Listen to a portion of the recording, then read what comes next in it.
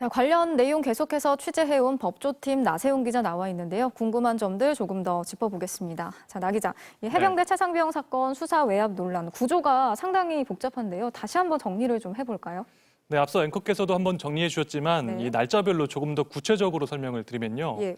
첫 단계는 작년 7월 31일 당시 이종석 국방장관이 참모들을 통해서 해병대 수사단의 언론 브리핑을 취소하고 경찰에 사건을 넘기지 말라고 이 외압을 가했다는 의혹의 시작 단계입니다. 네. 하지만 해병대 수사단은 이를 무시한 채 수뇌부 의견과 달리 이틀 뒤 임성근 사단장 등 8명이 형사처벌 대상이라는 이 원래 수사 결과를 경찰에 넘겼고요. 네.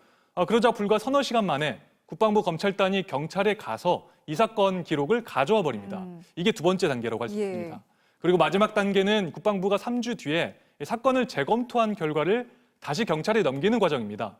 수중 수색 지시를 전달한 대대장 2명만 처벌 대상으로 받고 지휘 책임자인 임성근 사단장은 관계자로만 기록을 첨부했습니다. 네, 방금 짚어주신 이 단계마다 이른바 윗선이 개입한 의혹이 불거져 왔고 저희 MBC 법조팀도 계속해서 이 내용을 취재해 오지 않았습니까? 네. 첫 번째 해병대 수사단 단계에선 이 윤석열 대통령의 경로 때문에 장관이 축소를 지시했다는 의혹 제기됐었죠. 예.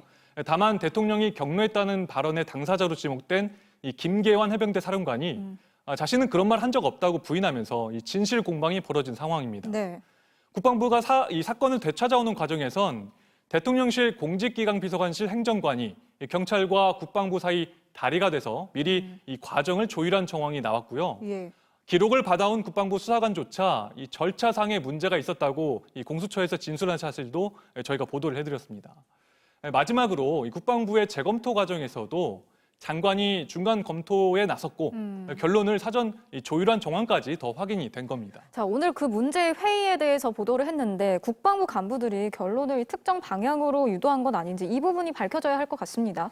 맞습니다. 이게 사실 그런 시선을 좀 의식한 듯이 이 장관은 신속하게 조사본부가 잘 정리하라 이렇게만 말했다고 하고요. 네.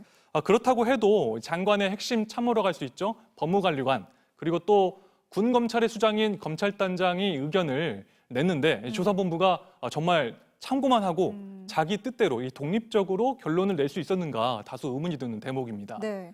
또 당시 조사본부 내부에선 왜 엉뚱한 사고를 우리가 뒷수습해야 하냐 이런 불만도 팽배했던 것으로 파악됐고요.